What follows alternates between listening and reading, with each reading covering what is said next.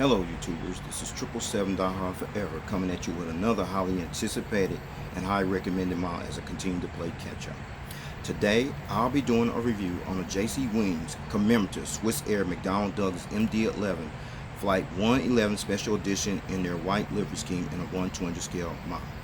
I pre-ordered and purchased this model from Waffle Collectibles, whose store is based out of Riverside, California, which is a Los Angeles suburb, and his website address is www.wafflecollectibles.com. But first, before I go into details about this particular commemorative model, allow me to share some information about the history of Swissair, if you would please.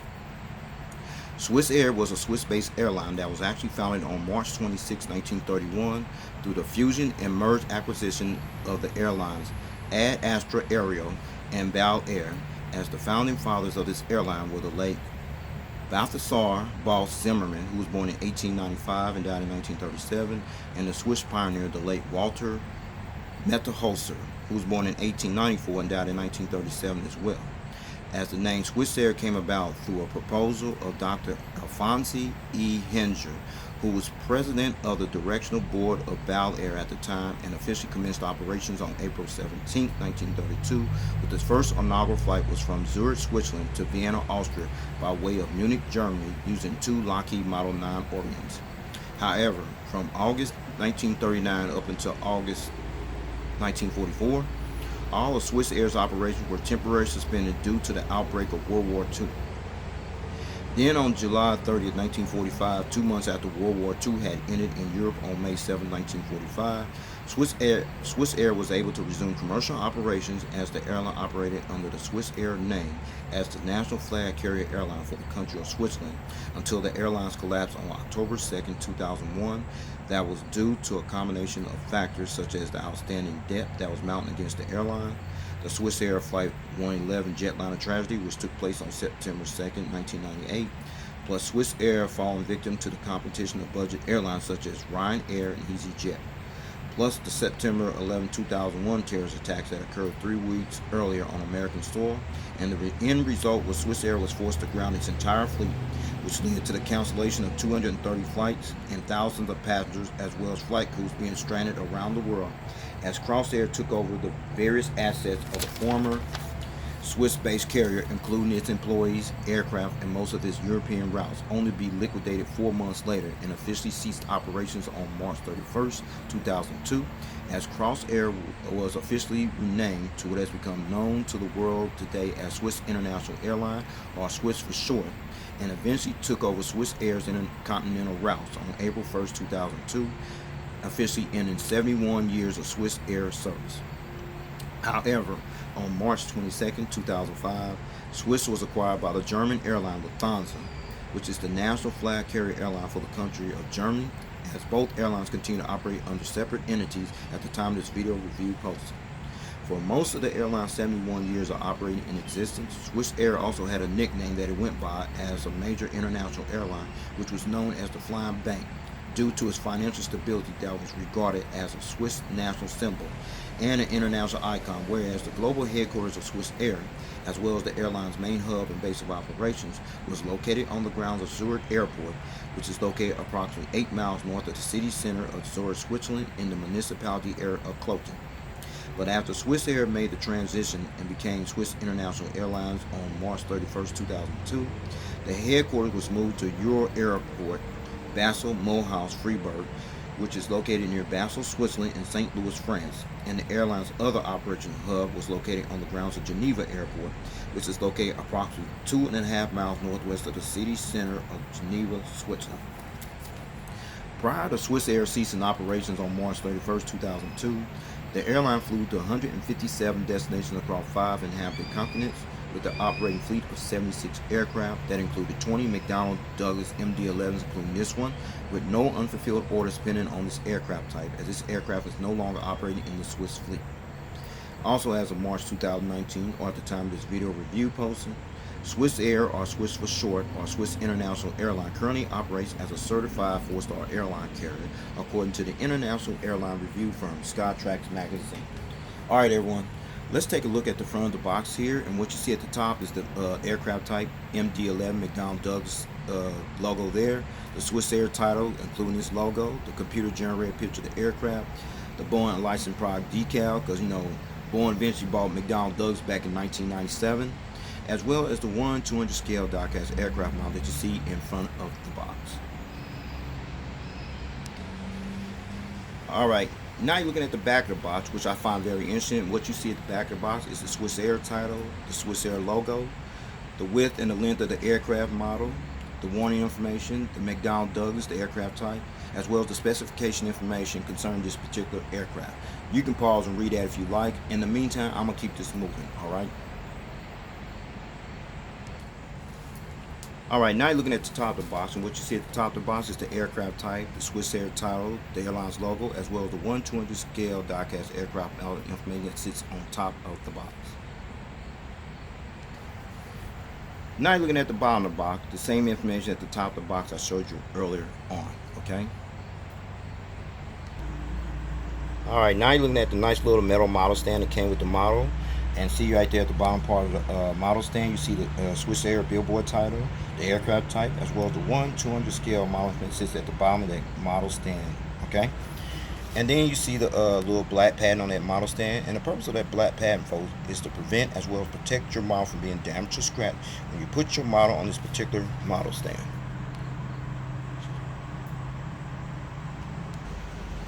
Now you're looking at this plastic bag, and what you see in this plastic bag are the gear replacement doors for this particular model, featuring the two little toothpicks for these gear replacement doors. Please stay tuned as I go into details for the purpose of these gear replacement doors for this particular aircraft model, okay?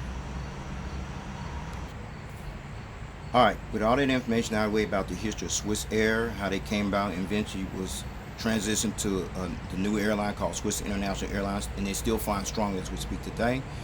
All the details here on the front of this box, as well as the specification information concerning this particular aircraft at the back of the box, the model stand that came with the model, as well as the gear replacement doors inside this plastic bag. With no further ado, everyone, here is the model. Check it out. There it is, everyone. The J.C. Wings Commemorative Swissair McDonnell Douglas MD11 Flight 111 Special Edition in their white livery scheme in a 1/200 scale model.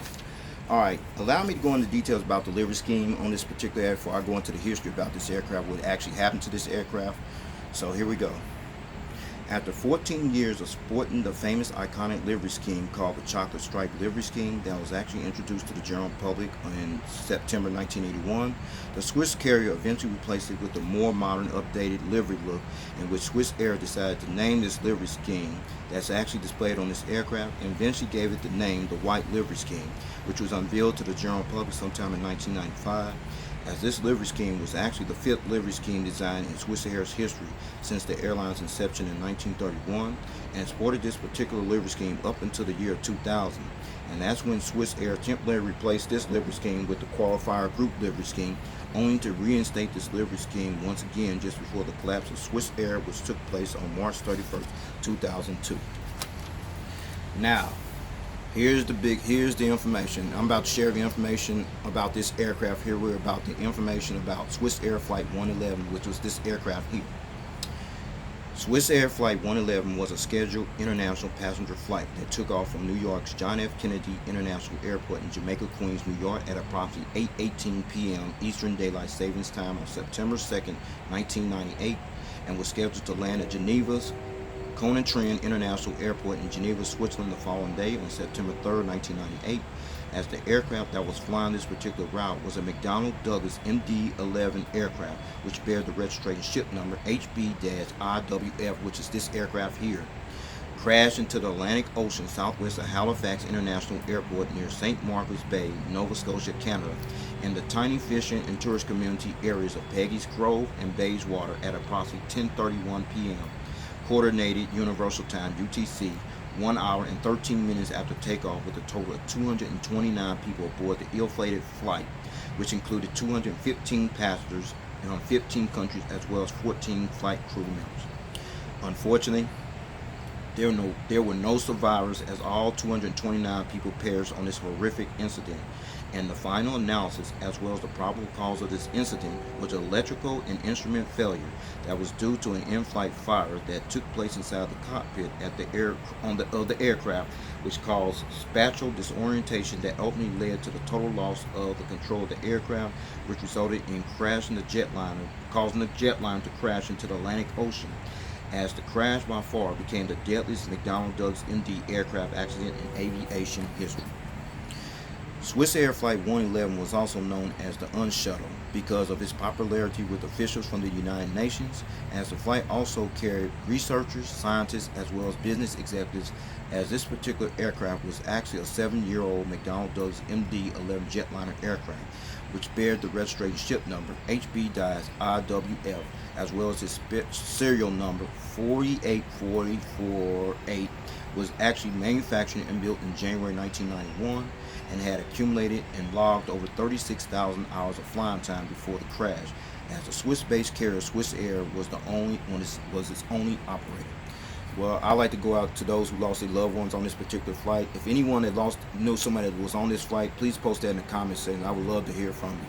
I remember that day as clear as we can be sitting here, as I'm sitting here right now. But with that said, with this aircraft here, as well as the story about this behind this aircraft, no further ado, let's get down to the nitty-gritty and allow me to show you all the details on this aircraft model. Shall we? Let's check it out.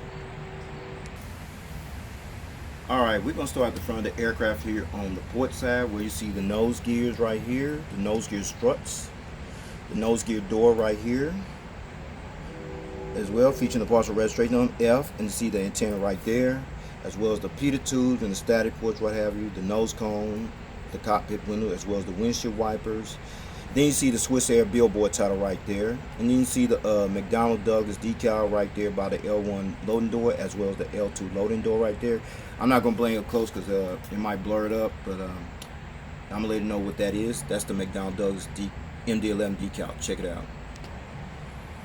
Alright, Swissair actually became one of the launch customers, as well as the 4th airline carrier overall, after Helsinki-based Finnair, Dallas-Fort Worth-based American Airlines, and Atlanta, Georgia-based Delta Airlines, respectively, that acquired this iconic jetliner when the Swiss-based carrier took delivery of its first of 20 McDonnell Douglas MD11 aircraft, which bear the registration ship number HB-IWA on March 6, 1991, and took delivery of its last McDonnell Douglas MD11 aircraft, which bear the registration ship number HB-IWP on July 11, 1997.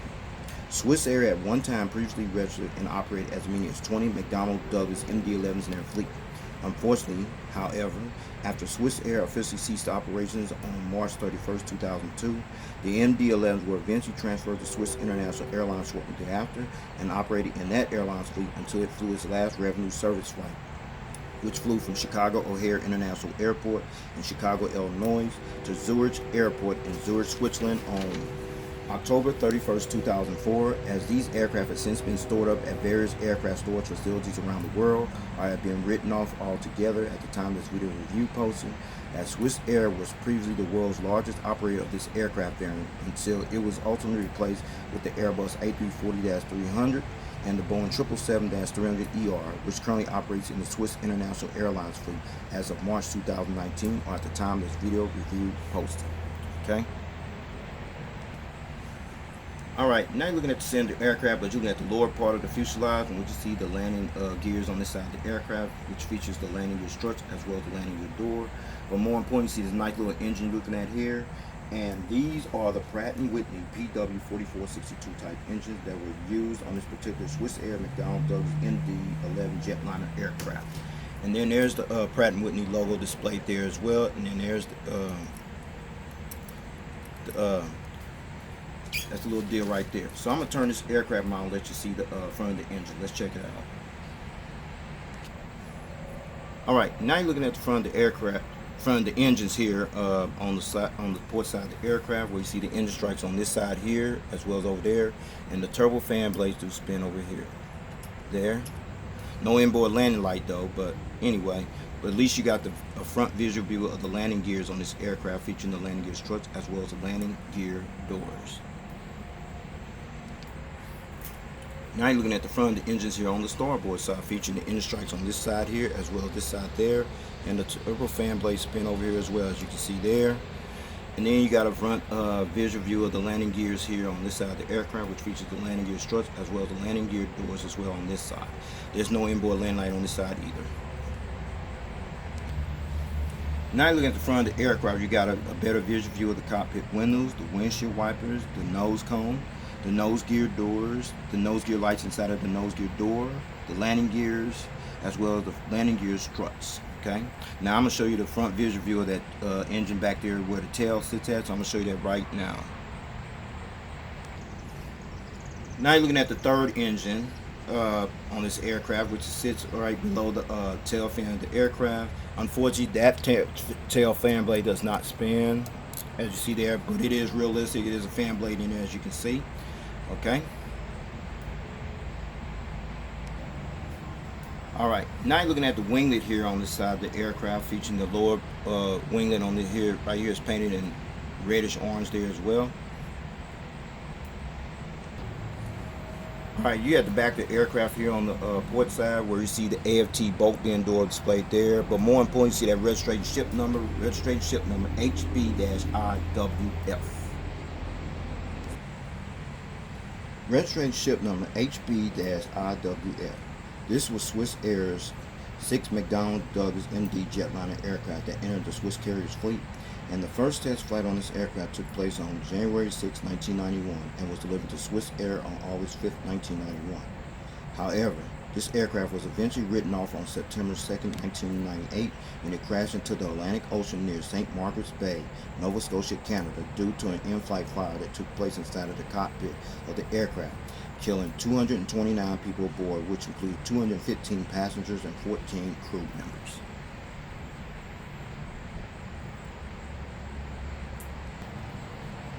Alright, we have the back of the aircraft here on the port side, and right above the third tri-engine on the tail fin of the aircraft is the airline's logo. And this is the logo of Swissair, which actually resembles that of the country's national flag, as this flag decal represents the country where Swissair previously operated from as the national flag carrier airline for the country, of switching from the airline's inception in 1931 up until March 31st, 2002. March 31st, 2002. Sorry about that, everyone.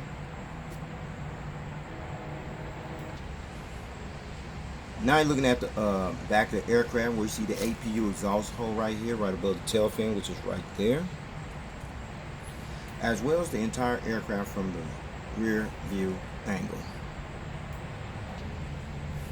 There it is, the Swissair McDonnell Douglas MD11 from the rear view angle. Alright, now you're looking at the front of the aircraft here on the starboard side, where you see the nose gear struts, the nose gear door, featuring the partial registration ship number on that nose gear door, F, the repeater tubes, the static ports. You see the F on the front of the, right before the nose cone, which is part of the registration ship number there as well. The nose cone, the windshield wipers, the cockpit windows. The Swissair billboard tie sits above the windows, as well as the front cargo container loading door you see displayed there as well. Alright, we're still on the starboard side of the aircraft, where you're looking at the Pratt & Whitney PW4462 type engine on this side of the aircraft, featuring the Pratt & Whitney logo right here, as well as the landing bogey gears you see there on this side of the aircraft. That includes the landing gear struts as well as the landing gear doors. Alright, we at the back of the aircraft here on the starboard side. What you're looking at is the rear cargo container loading door right there, as well as the registered ship number, as well as the third tri-engine and the airline's logo displayed there on this tail fin of the aircraft. Okay. Alright, before I show you the aerial bird's eye view of this aircraft model, as well as the undercarriage belly view of this aircraft model in full detail, allow me to let you check out one feature, which is the rolling gears. Let's check it out. Yeah, it rolls pretty good, but that front nose gear you see there, you gotta be careful with that. If you roll too hard, it'll probably come off. So just letting you know. And the gears does tilt, as well as the nose gear swivels there, and there. Okay. So with that being said, allow me to show you the aerial bird's eye view of this aircraft model. Let's check it out. Now you're looking at this aircraft model from the aerial bird's eye view, and we're going to start at the front where you see the nose cone, the windshield wipers, the cockpit windows. See the Wi-Fi box right there. If you didn't know, Swissair became one of the first few airlines that offer in-flight entertainment systems on their aircraft. With the Wi-Fi information there. See the anti-collision beacon light, an antenna, the ADF antennas in 3D. See the third jet engine right there, as well as the tail. And then see the horizontal stabilizers right there, little dot right there, as well as over here. That little dot's called the illuminator light, and the purpose of that illuminator light is to light up this tail here when it flies during nighttime. Now let's check out the wings. No wing walkway, but you got the Pratt & Whitney engines there, as well as the flaps, slats, ailerons, spoilers, what have you. There's the strobe light, as well as the fuel dump valve, as well as the upper part of the wing. Now let's check out this side here. No wing walkway over here, but you got the engines right there, the Pratt & Whitney engines right there, as well as the flaps, slats, ailerons, spoilers, what have you. And then there's the upper part of the wing, as well as the strobe light and the fuel dump valve on this side of the aircraft as well.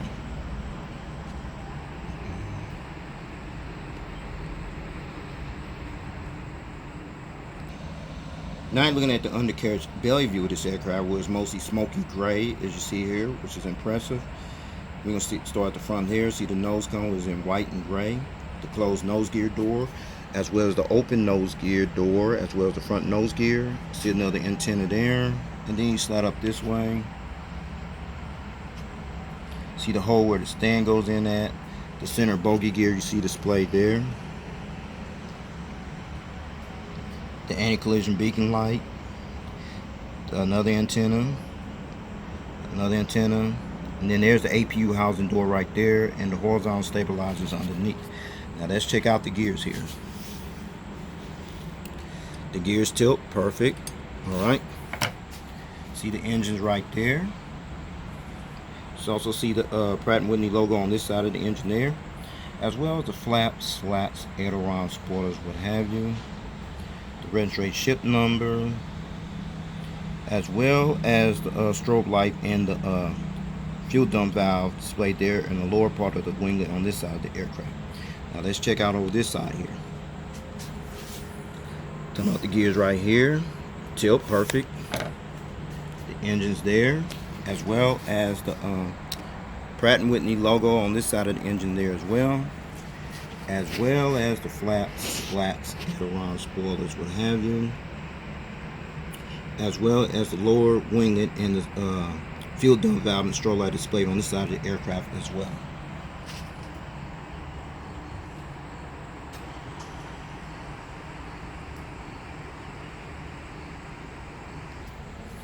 Alright, since I'll show you the aerial bird's eye view of this aircraft model, as well as the undercarriage belly view of this aircraft model in full detail, now I'm going to put it on a nice little model stand that actually came with the model.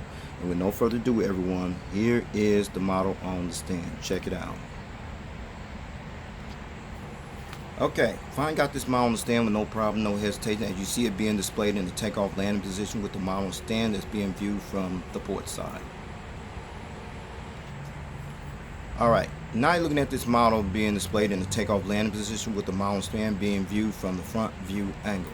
I don't know why it's slanted though. I guess it's the model stand, or it's what's inside that model is calling it the slant, but it is what it is, okay?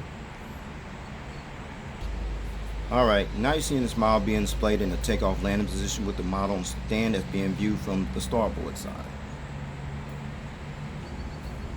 And finally, seeing this model being displayed in a takeoff landing position with the model on the stand that's being viewed from the tail cam angle. Okay, before I take this model off the stand, I got in this position for a reason, and the reason is the magnetic detachable gears that came with the model. So I'm going to go ahead and take them off. Start the front nose gear, as you see here first. There, that's magnetic. The gears here on the port side, the center bogey gear, as well as the gears on the starboard side, you see there. Okay, so since I got this model get all the gears off this model. I'm gonna let you see this model at a different angle without the gears while it's displayed in in-flight mode position. Check it out. Alright, now you're seeing this model being displayed with the model span that's being displayed in the in-flight mode position. Now you got one or two options how you want to continue to display your model. If you want to continue to display your model like this without the gears in in-flight mode position, that's option number one. That's fine. Now you see these little gear replacement doors inside this plastic bag that I showed you earlier. That's the purpose of these gear replacement doors, is to substitute your gears while you display your model like this in flight mode position. Or you can go to the other option, which I probably prefer, is the gear down position with the gears on there. Gears up, gear down, that's your choice if you choose, but I choose to leave mine on there because it adds more value to the model. So with that said, I'm going to go ahead and put these gears back on this model, take this model stand, and go ahead and wrap up this model review, okay? Alright, let's talk about the seating configuration. Swissair had 3 seating configured cabin layouts that they actually used on their McDonnell Douglas MD11 tri-jet aircraft. However, on this particular Swissair McDonnell Douglas MD jetliner tri-jet aircraft, it seated 243 passengers in a 3-class configured cabin layout. Here's the breakdown, everyone, from rows 1 to 3, which will be from here to about right there. You have 18 first class seats, sorry about that, 18 first class seats from 6 to 19, which will be from here to about right there. You have an additional 72 business class seats in rows 21 to 40, which will be from here all the way back to the rear of the aircraft. You have an additional 153 economy class seats, which brings a total of 243 seats. And finally, Swissair previously employed their McDonnell Douglas MD11s on routes from Zurich to Osaka, Kansai, Sao Paulo, Tokyo, Narita, São Paulo, Brazil, Rio de Janeiro, Brazil, Buenos Aires via Rio de Janeiro, Hong Kong, Los Angeles, Chicago, O'Hare, Atlanta, Bangkok, Singapore via Bangkok, Manila via Hong Kong, Beijing capital, Delhi, India, Johannesburg, South Africa, Cape Town, South Africa, Lagos, Nigeria, Accra, Ghana, Montreal, Toronto via Montreal, Nairobi, Kenya, Dar es Salaam via Nairobi, Kenya, Tehran, Iran, Yaoundé, Cameroon, Kinshasa, Congo, Libreville, Gabon, Brazzaville, Congo, and Douala, Cameroon, and from Geneva to New York, JFK, and Los Angeles, respectively. Well, everyone, this will conclude this model review. I'll let you know if you got this model or you plan on getting it, if you can find it, because I know this fact, this model is pretty much becoming hard to find as we speak. And like I said, I'd like to know if anybody knew someone, person that lost their loved ones on this flight. I'd like to hear from you. My heart definitely goes out to these families and everything. It's just what it is. I'm sorry about that. My prayers go out to each one of you families, okay? So with that said, take care. God bless. Stay tuned. There's more model content coming. Also, I'd like to add one more. JC Wing does have another Swissair MD11 coming. That is the final flight. I may get that one. I may not. I don't know. No, that's still up in the air for me, though. All right. Take care. God bless. One.